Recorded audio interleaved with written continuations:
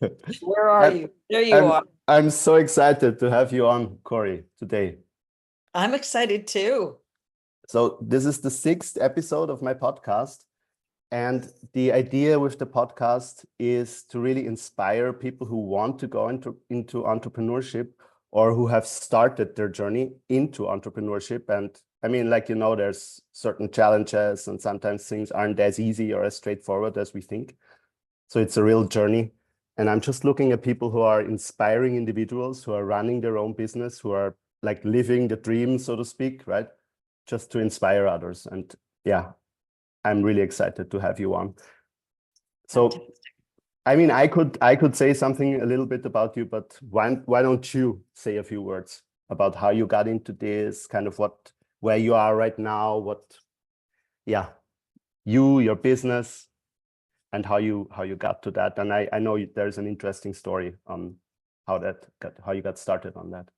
Sure, absolutely. So first of all, I think what's important is that I was very fortunate when I started my life as a working person, apart from having a few waitressing jobs when I was younger, that I launched almost directly into the music business as a professional singer. The story's actually quite amazing because I came to London, I was working as a waitress. I auditioned for a job and I was live on television in front of 16 million people as a singer a week Wow. after I did this audition.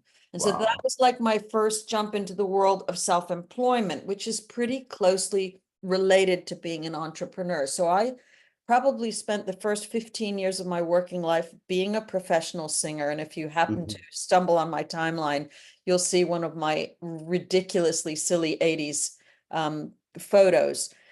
So in a sense, that already wired me for being in charge of my Mm. own life to a degree, in that, if I was, of course, I was still being employed by someone. If I was a singer and I was going on Mhm. the road with someone, I was still a hired hand, but it's not like being in a 9 to 5, Mhm. because firstly, because it's fun, as I believe entrepreneurship should be. It was fun. And secondly, because I just didn't have a normal schedule. It Mhm. just wasn't a normal thing to do. So if then scroll forward, and the music work started to tail off after about 15 years, and I was spending a couple years being a waitress, and I am wired to be a jump in type of person. This is really important. If you feel like you're this sort of person who sees something, goes, yes, I'll do that. While I was doing that, I started learning sign language, which is in itself nothing to do with entrepreneurship. But I decided eventually to retrain and go into the world of education, working with deaf kids. At that time, I got married. I had 2 kids. My husband didn't really like me being in the music business. He didn't want me to go out and do gigs at night, blah, blah, blah, blah, blah. I know this is a long-winded story, but there is a point to it. So I was working 2 days a week as a teacher of the deaf. I was a mom. I was raising kids. But there was something in me that felt very stifled, not because of Mhm. having kids and not because of being married, Mhm. but because of the paradigm I had chosen for myself. It was like a square peg in a round hole. Like I chose it. And even though I loved what I was doing, because helping people is a huge part of my personality, and I was helping deaf children, which was great, there was a part of me that was really unfulfilled. I had Mhm. been a songwriter for some time. I shut down my little home recording studio and became a mom. So there was a part of me that it wasn't really working. Eventually, I realized it was really not working and decided to get divorced after a 20-year marriage. Um, and around that time, I met an old friend. This is really important. She asked me if I wanted to join a network marketing business, and I went, fuck no, would never want to do something like that. We'll have to edit this out. Yeah, we're all like, I was like, no, this is not for me. Mhm. And then she said something, and this was pivotal. She said, your business will grow as big as your mindset. That was a Mhm. defining moment for me because Mhm. I had already, one thing I didn't mention is I had already been practicing Buddhism for about 25 years at that point. So I knew the power of our thoughts and our imagination and our Mhm. mind, and broadly speaking, our prayer or intention or whatever you want to call it. So I thought, well, yeah, I'll do that. I'll try it. Mhm. And I did okay at it. I did it for about 7 years. And what that did was it introduced me to the world of personal development. Mhm. People like Tony Robbins and Jim Rohn and John Maxwell, all Mhm. these people, Beautiful. Mel Robbins as well. And I thought, I'm in the process of getting divorced. I'm really into personal development. I've been a Buddhist leader for 30 years. What is the marriage between all of these? The next thing that happened was I was joining Peter Sage, who you know, as a student, as a personal development student. And the guy who was selling it to me called me up and said, hey, you want to come and work for me? Being a jump right in kind of person, I said, okay. I started selling for Peter Sage. I had never done a proper sales job in my Mhm. life. I did really well at it. I was his top salesperson. I had my first ever six-figure year doing Mhm. that. And that kind of lit the torch of actually, I can drop the day job. I don't have to be an employee. I hated, when I tell you I hated the structure of the public sector, Mhm. it's such an understatement because although I know that the public sector is there to support people, I really, really didn't like being told what to do. Mhm. I Mhm. just don't like being told what to do. And I think this is another key thing in entrepreneurship. Are you someone who hates being told what to do? So I did that for a while, and then that job ended because there was some stuff going on between Peter Sage and the people, the organization I was working for. And I thought, you know what? I've really just got to focus on my niche. Mhm. Because I'd been through the whole divorce journey, and I have to add, I was 57 when I decided to get divorced. You know, most people would be terrified to do that and would just pack it in. I thought, here I am. I'm this person who has a ton of knowledge. I can help people, particularly women over 50, who are looking to exit their situation, want to reinvent themselves and step into who they really are. So that was kind of how it started. And I became a relationship coach. I started with running little divorce groups. I then did one-to-one coaching, and now I'm really I'm building my empire, so to speak. Mhm. So, Beautiful. you know, entrepreneurship is an interesting word, isn't it? Because um, it can mean so many things to so many people. If you're of my generation, you usually think it means you invented something. Well, I haven't invented anything, but I am an entrepreneur because I am running my own business. So Mhm. we look at it Mhm. that way. Mhm. I'm an entrepreneur, and I love it, that you I say love that about the invention though, because I want to add something to that I find super interesting, because like all the way from what you were telling about your story, like the skills you acquired, kind of, you know, we have the Buddhism side, and I know Jaminda and me myself as well. We're big into Buddhism as well, and practicing, let's call it practicing how we use our mind very consciously and being Mhm. aware of what we do also with our thoughts and actions. So I think that is a beautiful skill that fits into also the work that you're doing. And even then we have the sales part, then we have the creative part. And you say you're not inventing, but I think everybody who's an entrepreneur, unless you go into a cookie cutter kind of, or you just do this and that and you follow a step-by-step system, and even that, like at some point you hit the wall and you need to come up with a solution. So I feel like being an entrepreneur is an inherently creative thing, is an inherently creative role that and that you step into. And I really love one guy that I follow a lot. His name is Dan Coe, and he's very big. He's got a big personal brand, and he says the unique combination of your skills, of your whole life experience, and how that came together, that creates a unique picture, that creates a unique offering that only you can give to the world. So Absolutely. that's really what comes out for me when everything that you share, and I can just imagine someone who can resonate with those things that you shared, and like they will get so much more value from you because you are you, and that just clicks.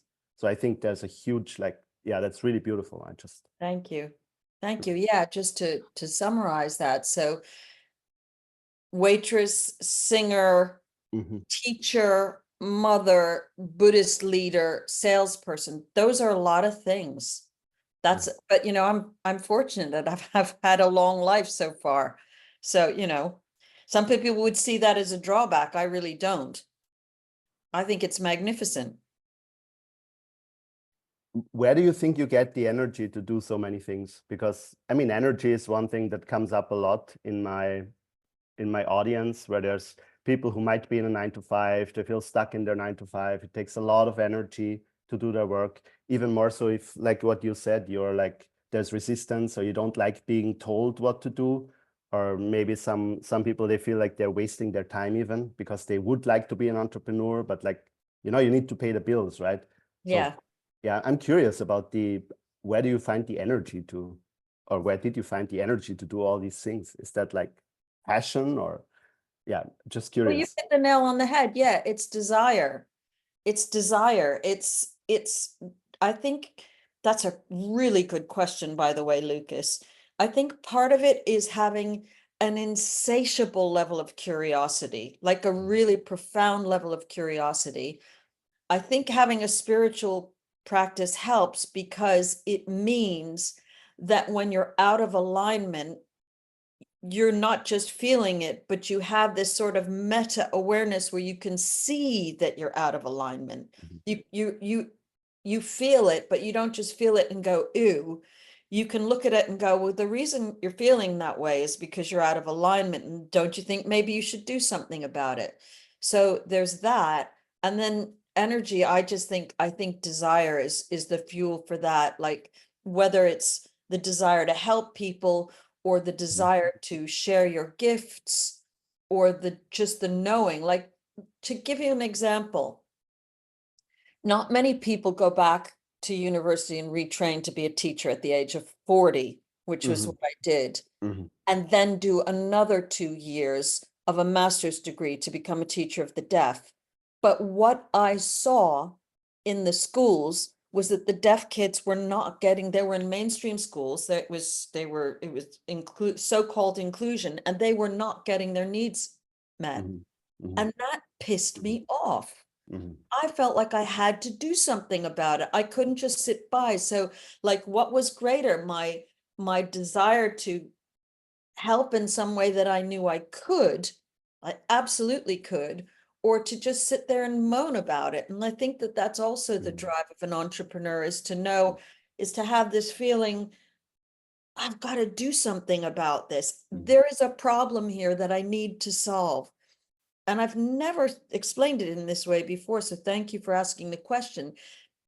At the heart of entrepreneurship, I think, is the desire to solve a problem Mhm. Mhm. for someone. And if you follow someone like, what's his name? T. Harv Eker, the millionaire mindset, he talks Mhm. about how you're going to make money in direct proportion to the number of problems you solve. There you go. You know, so if you can solve a lot of people's problems, you're going to be paid for it. Mhm. But that's Mhm. not why we do it. We do it because we see the problem and we go, oh, you don't have to suffer like that, or I can make a difference here. So that, I think, was for me Mhm. the torch that gave me the energy and continues to give me the energy. I think I'm also really, really lucky. You know, I'm 67 years old and I do have a lot of energy I'm not your average 67-year-old, whatever that means. I'm just lucky. I come from a family of people who are curious. Mhm. My father was curious. He was a dental surgeon, but he was curious till the end of his life. My mother is still curious at 95. She's not afraid to learn new things. And so when you have that modeled in your childhood, and by the way, they got divorced, so that's another defining thing in my story. When you have that modeled for you, you go, actually, this is a fun way to live. Mhm. Travel, see the world, learn new things, learn another language. You know, that's Mhm. entrepreneurship. Mhm. Don't you think so? No, I think that's beautiful. Yeah, having kind of the openness and the curiosity and looking for solutions and not being like, oh, this is a problem. I'm going to hide from this and I'm Mm, going to ignore this. But yeah, I think one thing that comes up for me when you're sharing is I feel that you're very much in touch with your emotions, and that also that you're like one thought that comes to me is that I know that pattern from myself or from clients or people that I've worked with, is if there's a lot of pain in your life, whatever that might be a divorce, that might be a breakup, that yep. might be financial stress, that might be whatever, a health crisis or something that creates a lot of stress for you. It can happen that we retreat, that we limit our ability to feel in order to protect ourselves, which is I mean, it helps in the short term because we might ignore certain things that are painful in our life that happened because we just don't want to look there. And there, I mean, there is an advantage, of course, and that is that we feel less pain. But what I'm getting at is that when we do that, we also limit the other side of the spectrum. We limit the curiosity, and we limit our engagement with life. Mm-hmm. So that's what came up when you shared. You have this passion for life. You had this passion to help these children who weren't getting served in the public system because you were in touch with your mission. And that can change, right? At that time, that was your mission. That's why you went for Yeah, that, right? absolutely. But you were in touch with that also emotionally. So if somebody comes and says, "Oh, like I want to do something with entrepreneurship, but I don't know what to do, or I don't feel motivated to do this or that," that's one thing that comes up for me, is like being in touch with your emotions, and that might include going through some unpleasant feelings and facing them, right? Which is not pleasant, right? Yeah, absolutely. Absolutely. And I think as you're talking, the other question that comes up for me is, why wouldn't you do something about it if you can? Like, how could you not? Mhm. That's kind of the feeling I'm having. Like, how could I just watch those kids knowing I could help them and do nothing about it? Am I going to let my fears and limitations get in the way when I can make an impact? And then, of course, you have the whole thing about imposter syndrome. Am I really the person who can do this? You know, am I really good enough as a relationship coach, for example? Mhm. Well, yes, I am, but you know, there's always a part of you. Am I really making a difference? Can I really do this? And then you have that battle with your confidence, don't you? Which I believe is part of entrepreneurship Mhm. too. That constantly being up against your own limitations and being willing to like push through Mhm. them, break through them. Mhm. Yeah, I love that you say that. And that, I mean, Linda SK, who was on in the last call, she talked about that. She said that like going beyond your comfort zone, like if you really want to keep growing, you need to keep doing that. It's not a one-off thing. It's not a one-time thing that you do. It's like consistently starting to, or consistently reinventing yourself. Yep. Which, yeah, I love that you say that. Yeah. I think that goes hand in hand also with the curiosity, because you can be like, that's like when we talk about stress, and there's like the positive stress and there's the negative stress. And there's some research that says the way you interpret the stress and the situation actually changes the physiological response of your body. So if you have a stress, and they did some studies on this, and they looked at people who were going through a situation that was stressful. In that case, it was speaking like in front of a panel of experts. They had to say something and present something. And they told the people that when they went into that situation, they should tell themselves, "I'm excited." So they're reframing Yeah, their absolutely. fear into excitement. And they noticed that this was much more effective for those people than telling them, "Okay, take a few deep breaths, relax." but actually taking that energy and being like, no, this is exciting. And even there with the curiosity being like, okay, like it might be scary to get outside of my comfort zone. Like maybe entrepreneurship is scary to you. It certainly is to me, like still, especially in the beginning, it was exciting, but also very scary. And it still is, but being like curious, also bringing that curious energy. Yeah, I Well, think that's. you're doing a great job. I mean, here's a really great question that's come up for me, which is, there's the question, what if I do this? What's going to happen? What are the bad things that are going to happen? But the question you should be really asking is, what if I don't? What if I don't take this risk? What if I just stay where I am, where it's safe and comfortable and cozy, but excuse my French, fucking boring? Uh-huh. Do you know what I mean? It's like, do you want to be at the cutting edge, or do you want to, some people, and I don't want to disrespect people who want to stay on the sidelines. That's Yeah, an yeah. absolutely legitimate choice. This life is not for everyone. It wasn't for my ex-husband. He was risk averse. It's hard to be an entrepreneur if you're very risk averse. My current partner is like, he's in the food business, and he totally gets it. It's like, I'm supported every step of the way. And I think that's important too, that the people in your life get it, because it's hard, but it's a good hard. Pick your hard. Is your hard being bored and every day the same and having a boss and not having your freedom? Or is your hard, hey, I might be a millionaire next month, or I might be broke?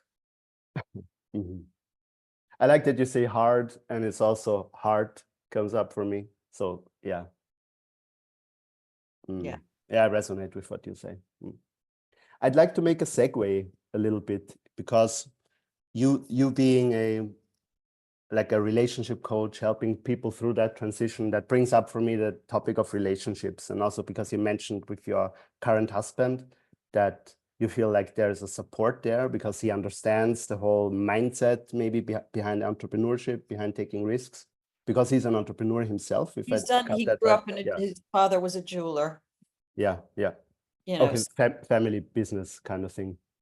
Yeah, and then, the business, for various reasons, well, his father died for starters, but there was a lot of stuff that went on. That's not my story to tell, but the point Yeah. being that he's had to reinvent himself multiple times. And he has had day jobs, and he could, for the same reasons I cited,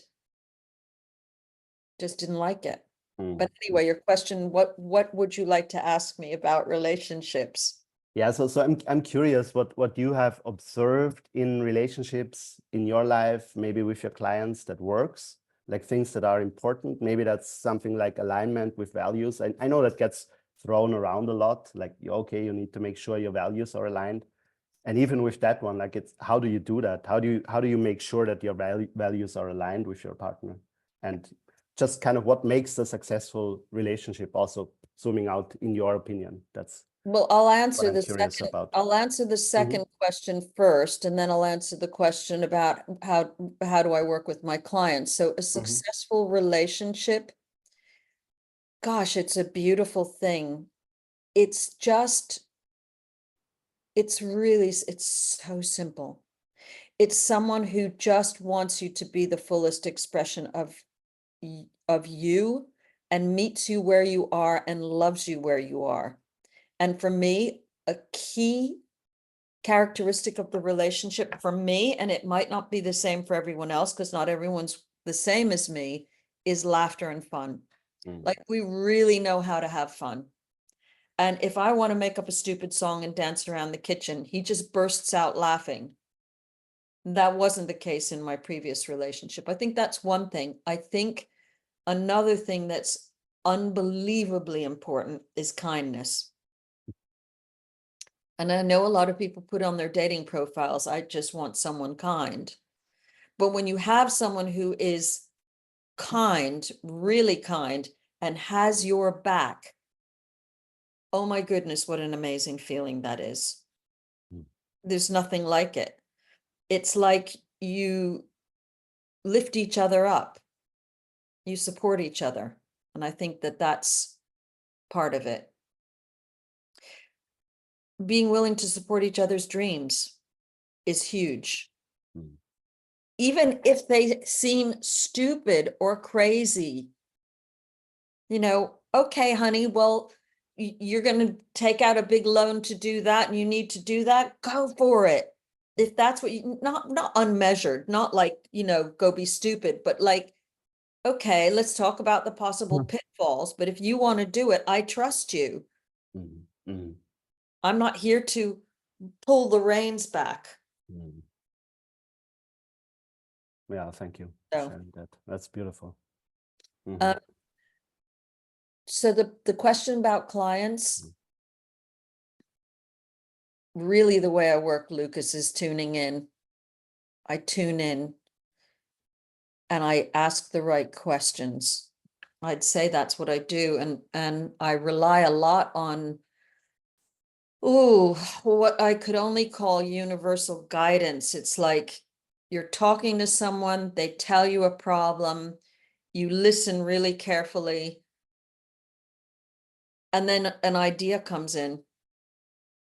And it's not anything, yes, of course, there is the whole value question. Are your values aligned with the other person? That's huge. But that's more of a structural type thing. Mm-hmm. What you're really trying to do is finding out what the pain is and what's the question you can ask for them to unlock their own answer. I am not here to tell someone what to do. That is not helping the client. That's being a babysitter. Mm-hmm. Mm-hmm. I love that. Mm-hmm. Mm. Yeah, So, I just wanted to touch on this because I feel relationships and business, I mean, it's all connected. Like you said, it's a beautiful thing when you have relationships that support you. yeah. And I mean, it goes both ways. Like your relationships in your current state, they might be challenging you and not be contributing, right? Or certain relationships. Yeah, and there's good challenge and bad challenge. It's the same as what Mhm. what you said. Sorry to interrupt, but it's the No, same as please. Yeah. what you said about good stress and bad stress, good discomfort and bad discomfort. We need to be challenged. That's also the function of a great relationship, is to hold Mhm. you hold up a mirror, Mhm. keep you accountable. Challenge, yeah. Mhm. So one thing that comes up for me, just because I have you here, is like maybe if someone is listening and I'm aware that this is not a pleasant topic, but like you said, and definitely for you, I get the feeling it was important to make that transition out of that first relation or out of that marriage that you were in, because you didn't feel, because it just was time for you to move on, or however you want to say that, right? You felt something that Oh, I was uncomfortable for years before I had the yeah, courage to move on. yeah, yeah. Years. So what I'm getting at is, if somebody is listening, like, doesn't matter if they're a man or a woman, but they're in that situation, they're on the fence, maybe they're really challenged with their relationship. Yeah, what would you say to them? Like, what is your Well, the first thing I'd say is come and have a session with me. Because well, I guess the message around that is they don't have to see me, but don't go through this alone, because, and don't go, if you go talking to all your friends about it, that's great in terms of relieving the pain of carrying it, but they yeah. won't have been through it and they will not understand the ins and outs. They won't know what to tell you. And they'll give you advice, and advice is the worst thing. As I said in my answer to the previous question, giving advice is not helpful. So I can't tell someone whether to stay or go. That's a subject for exploration for the person who's in the situation, and every situation is so individual. What I will say is that, and I've learned this really through my current relationship, is relationships don't have to be so hard. They don't have to be so hard. We think, yeah, especially if you're someone who's really into personal development, you think, oh, what is it I need? You either try and change the other person, which, as you know, is a fool's errand. Trying to change the other person is impossible. Or you feel like you have to change yourself. And so you keep trying. This is what I did. This was my story. I'm going to keep, oh, what is it I have to change? Do my chanting, Nam-myoho Renge Kyo. What is it that I have to change? What do I have to do? What am I getting wrong? And this went on for years. I was such a taskmaster for myself. We just weren't compatible. This is, and I've been talking a lot about this online recently, it is the bit that people miss. You have the early stage, which is the mutual attraction, which goes on for a period of time. You have the commitment, which is fabulous when you're both committed to building someone, absolutely essential. But you also have to have compatibility. And if you're not compatible, you're just not compatible. Like, don't try and make something. I'm not going to turn my ex-husband into an entrepreneur. I'm not, he's not, he might respect what I do from afar, but he respects it now because I've made it work. But he couldn't have been there to support me through that journey. I remember when my kids were little, I would sit at the kitchen table with a friend writing songs. He's like, well, shouldn't you be working? Well, no, this is what I do. Yeah, I don't know, it's giving me goosebumps when you're saying that. Yeah. Yeah. And I don't say that to disrespect him. I don't think it makes him a bad person. I really don't want to put that message across. Yeah. But he didn't understand that this was something I had to do. I'm a songwriter. It's what I do. And if I want to spend the rest of my life making no money at all in service of my passion, it has to be my choice. If I don't want, if I'd rather choose the passion over the safety net, my choice. So you need to understand compatibility. That's the biggest piece of advice I would give. Are you really, not advice, but question I would ask, are you really compatible with your current partner? And then I talk to people all the time where the communication is just completely broken down. Well, how's that working? It's not. It's not. Ooh, you're giving an interesting topic. So I have some questions prepared, but it feels like there's so many interesting things coming up. So you mentioned communication. So I'm just super curious because on the one hand, you have the angle of communication in terms of like the relationship aspect and but you also have the sales aspect. So I'm just curious, what is your take on communication? I mean, you can go into any sub area that you feel drawn to, but I'm curious about sales also, because this is an entrepreneur's podcast. So if you have anything to share on that, and maybe also the connection of those, like it's not like it's separate, right? I have to tell you, Lucas, you are a really good interviewer. You are a really good interviewer, and that is a phenomenal question. Wow, thank you. Really good question, because there is a connection, and it comes down to one word: listening. There's no other word for good communication: listening. And interestingly enough, because I had a role as a Buddhist leader, I have had, and I still have for so many years, one of the commitments I made to myself, probably 15 years ago, maybe more, was that I wanted to learn to become a better listener. I actually made a decision. You have to make a decision. Listening is not something we naturally do. You make a decision to become a better listener. Do you find that? Is that a decision that you've made consciously, or you just are a good listener? I'm trying to be a good listener. It's important to me. I don't exactly know why, but I feel like I feel it's very important, and it changes how you communicate with others when you do it. And I know how the difference feels when I'm not listening, like when I'm with my own thoughts and with my own ideas, and like, or if I'm really making an effort to. And it's interesting because I was doing with my girlfriend, I was doing imago therapy, if you know that, like I couples. don't. I Yeah, and don't. that is a lot about listening very intently to the other and feeding it back to them. Mm-hmm. And you need to be very careful with what you're taking in and what they're saying. And in the beginning, that seems very repetitive because you're repeating a lot of what the other person is Oh, saying. right.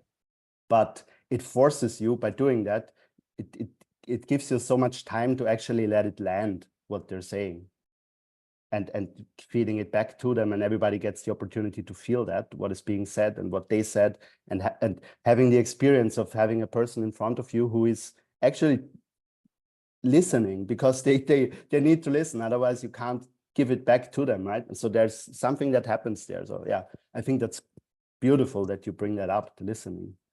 Yeah. And I'm going to look that up. It sounds fascinating.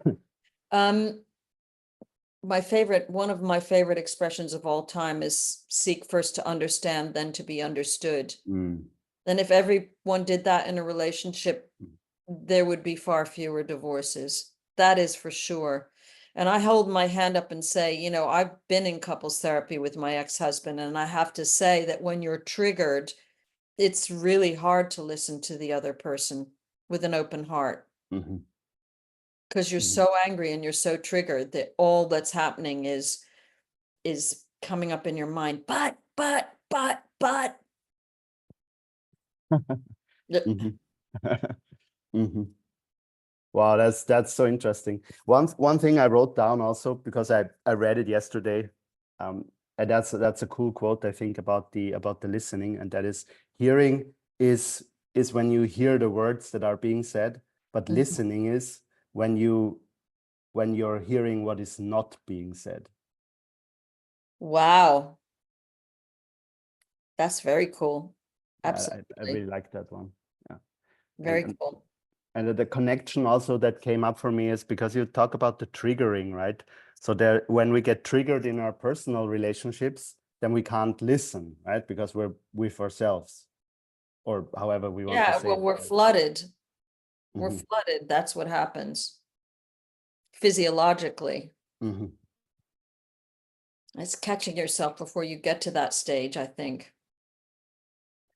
Which connects with what you said before about the meta awareness, right? Where you're like, am I just feeling icky, or do I actually have the perspective to notice that, okay, I'm in some sort of dynamic and I want to change this. Yeah, exactly. Mm-hmm. Exactly. And actually, that's what meditation and prayer does, is it takes you out of yourself. You become the observer. Of course, there's a place for feeling the feels as well. Mm.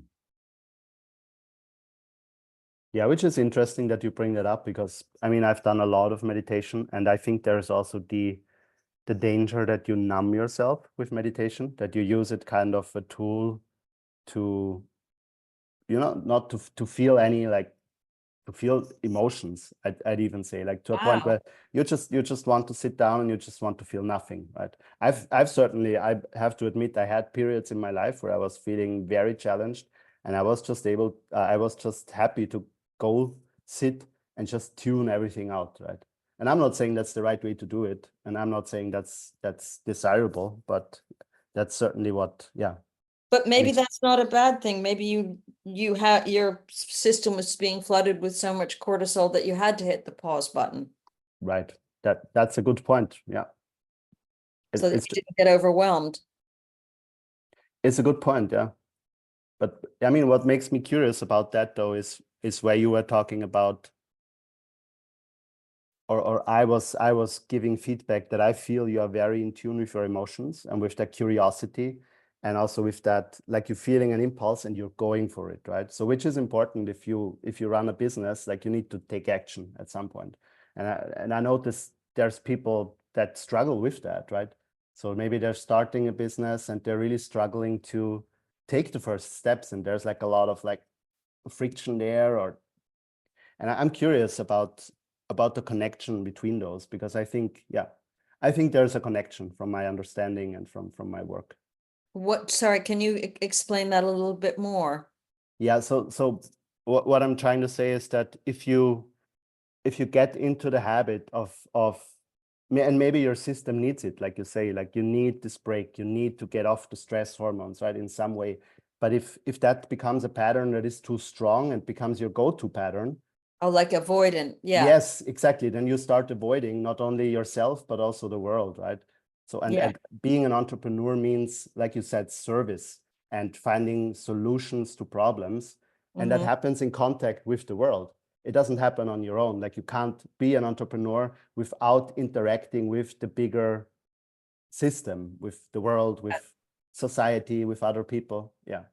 Yeah, and actually that's one of the primary teachings of the Buddhism I practice, is that it's the happiness of self and others, and that the monk on the mountaintop is good for that person, but really, to me, and this is not to disrespect people who make that choice, I think it is really the give back is what creates the real power. Mm. That's just my personal opinion. So yeah. What else, Lucas? Mhm. No, I mean, I can relate to that. Yeah. Mm. And I feel that's something that gives me a lot of juice when working with people also, is just seeing that I was able to contribute something to them. I was Yeah, able to serve them. And like, that's, it's the best feeling in the world. yeah. It's the best feeling in the world. Hmm. You know, some people go to work and they get stressed. I go to work to get de-stressed. I like that one. We need to bottle that, so we can sell it.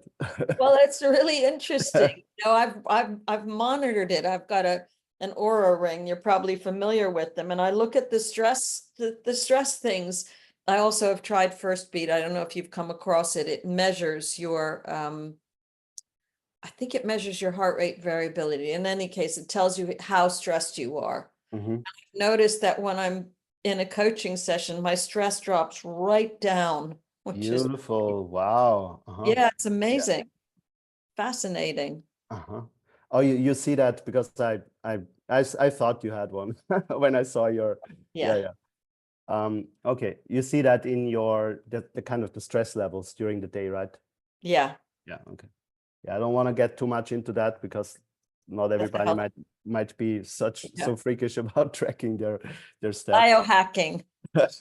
So habits. I'm curious about habits. Yeah, I'm always working to get better at them. I wish I could say I'm brilliant at them. I'm not. I find I I'm really struggle with them, actually. I know what my good habits are, but if I were to say that I always crack it, Mhm. I would be lying. Mhm. I think one thing that works really well for me in the morning is writing. Mhm. And that's because my mind, I think it's partly because of being a songwriter, my mind is wired to, I just always have ideas and I always feel like I need to communicate them. Mhm. So if Mhm. I can get them down first thing in the morning, that's great. Mhm. Ideally, chanting in the morning. One thing which is also super, super, super important and really hard to do in London is get outside and get some sunlight into your eyes as quickly as possible. Mhm. Circadian rhythms. Mhm. And especially when you get to my age, when sleep is much more challenging because your hormones have changed, you know, getting those circadian rhythms all set up. So same bedtime, same waking up, same bedtime, same waking up. Even if you've had a bad night's sleep and you think, oh, I'll just sleep another hour, I pull myself out of bed because I know that getting that extra hour is going to do me more harm than good. Because it's going to break the rhythm. I haven't cracked it though. I haven't. But you're working on it, and you're aware I'm how important always it is. working on it. I'm always working on it. I know a lot about nutrition. I go to the gym. I have a personal trainer 2 days a week. I make sure I walk a certain number of steps around. The moment it's around 10 to 15,000 steps a day, and that's very good for my age group because one of the things you don't want to do, you do need weight-bearing exercises, but what you don't need is to put your body under a high level of stress. So for me, sprinting is fine, but going on a long run probably wouldn't be, because it would just stress out my body. So I think knowing yourself is important. But yeah, no, I'm constantly trying to implement new things. The biggest thing I'm working on, this is a bit of a digression from habits, but I think tracking is a really good habit. What do you like to track?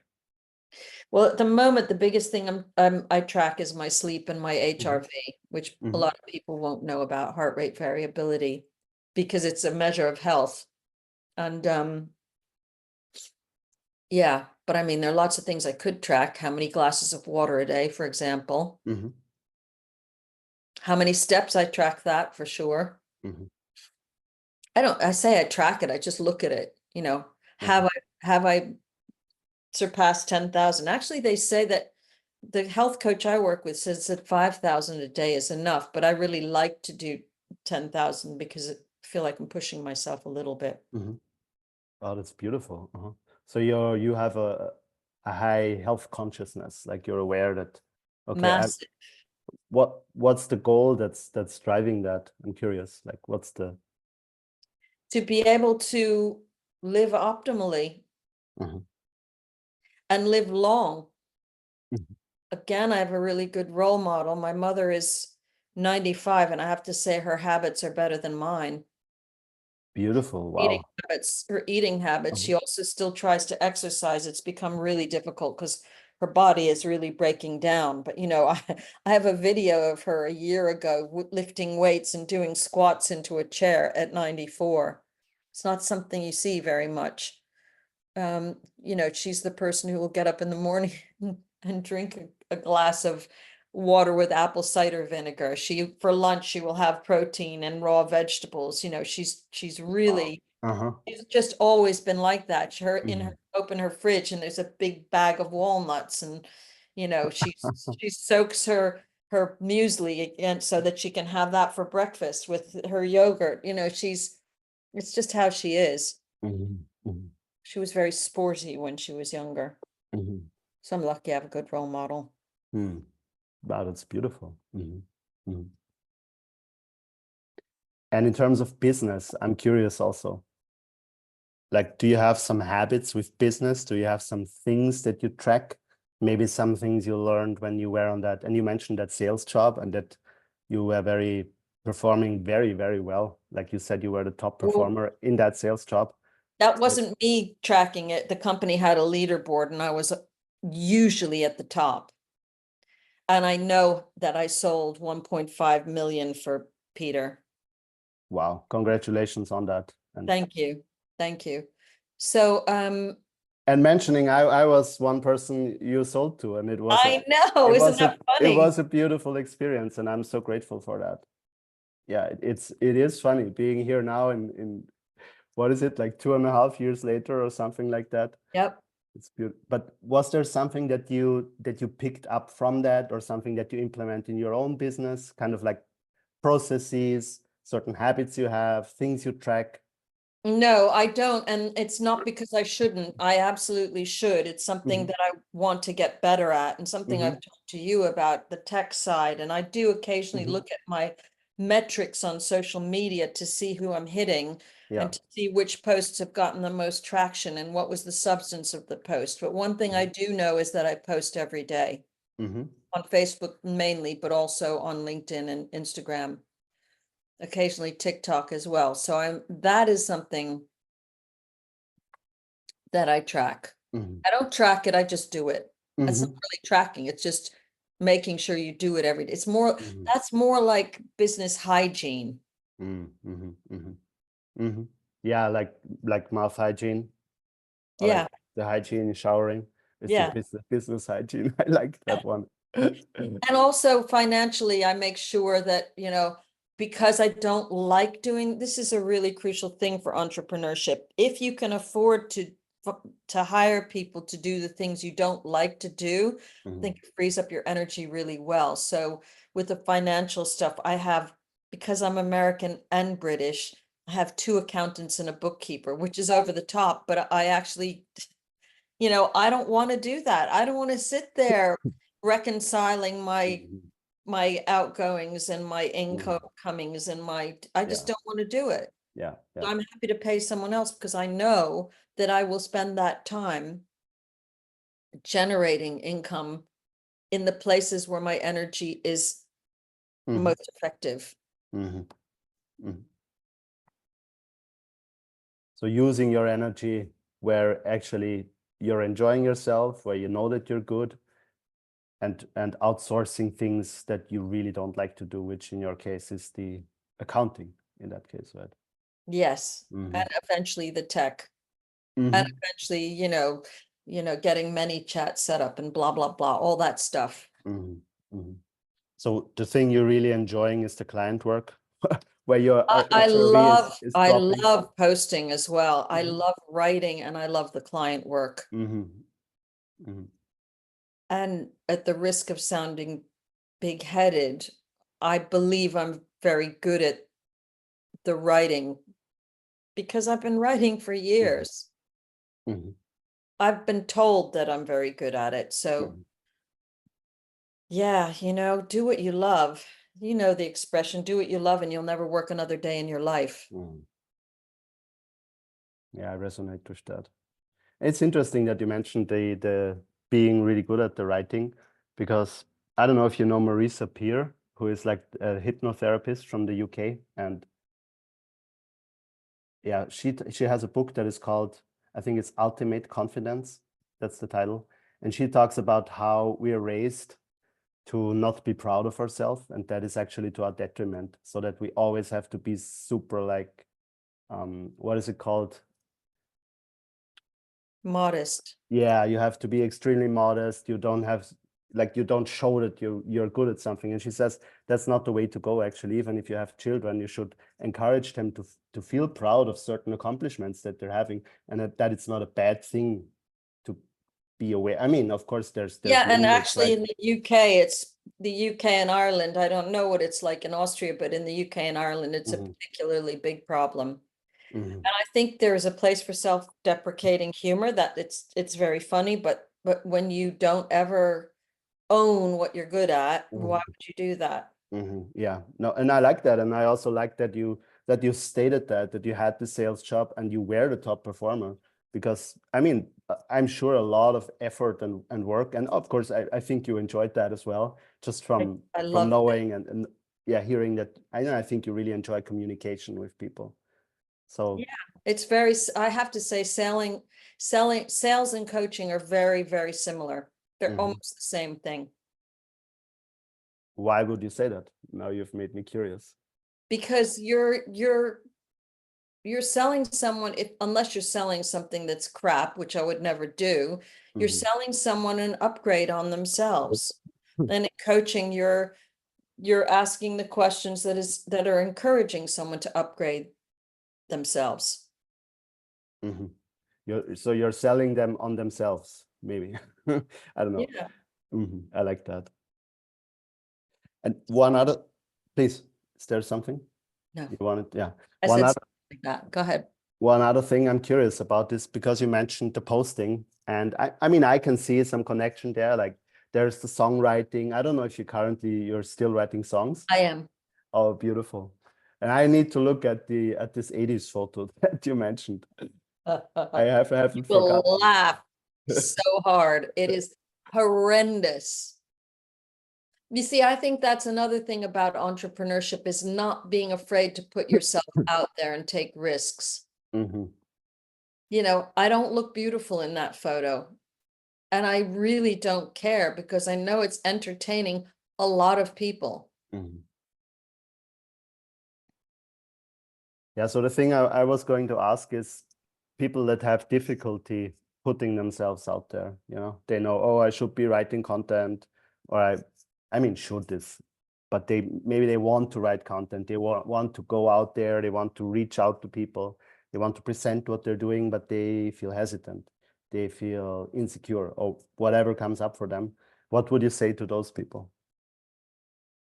I'd say if you don't do it, you're never going to know.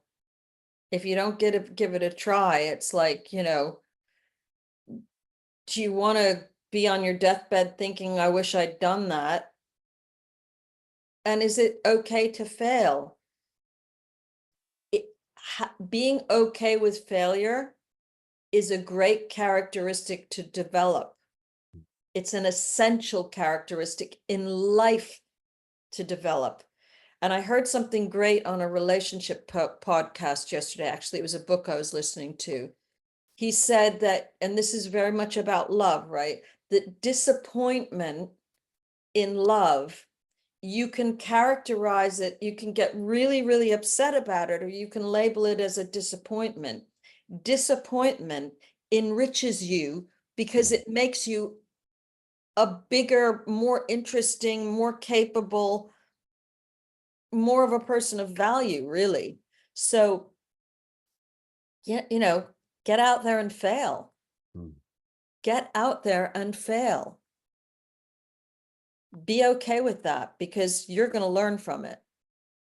And you might even succeed in the process. With the alternative being what you said before, having the safety, but having it be so boring. Yeah. I wish I But had, if only I had ... I love that. I think that's a great statement to end things on, unless you have something you want to add. No, just thank you so much for having me. And you're absolutely brilliant. I hope you'll continue with this because it is really, really a very natural, although I hate that word natural because it implies that you haven't done the work to become who you are, and that's not true. Um, sorry about my Facebook has started bleeping. Yeah, I really am glad you're doing this, and I think it's Mm. just going to be massive. You see, you took the risk to do it. Mm. Yeah, thank you. And it was a pleasure to have you on, and I really enjoyed this conversation. So I'm curious. The first thing I want to plug is anybody who wants to follow my podcast. There is a website that you can go to where you can stay in the loop. That is simply thrivingsolopreneur.net. So if you go there, if you go to that website, you can, as a simple mailing list, you can sign up there to receive updates on the next episodes. But what I actually want to say is, what if somebody wants to reach out to you, if they want to follow what you're writing, like maybe not the songs, but I think that's also a different kind of song, a different format of song that you're Yeah, yeah. putting out. I think you're in that, even in that format, you're still putting out songs. That's Yes, how I'm feeling about it. So that's a very great way of putting it. so The easiest way is to just get on Facebook and follow me, Cori Josias, and I guess that's going to be spelled in your headline of the yeah. podcast. And also just to say that yesterday I did a masterclass, which is really specifically for women, although I can see that men would get something out of it too. It was called, the podcast was called, not the podcast, the masterclass was called Adored. If you want a replay of that, then just drop me a message and I can send that to you. There's a small cost, it's £27. And Beautiful. worth every penny. I dare say. Beautiful. That's Yeah, beautiful. I but love that. follow me, get to know me, you know. I hope that this has given you some more insight into who I am. I certainly feel you asked some great questions, so thank you. Yeah, I loved your answers. I really enjoyed it. Thank you, Cori. All right then. Talk Thanks. to you soon. Take care. All right. Bye.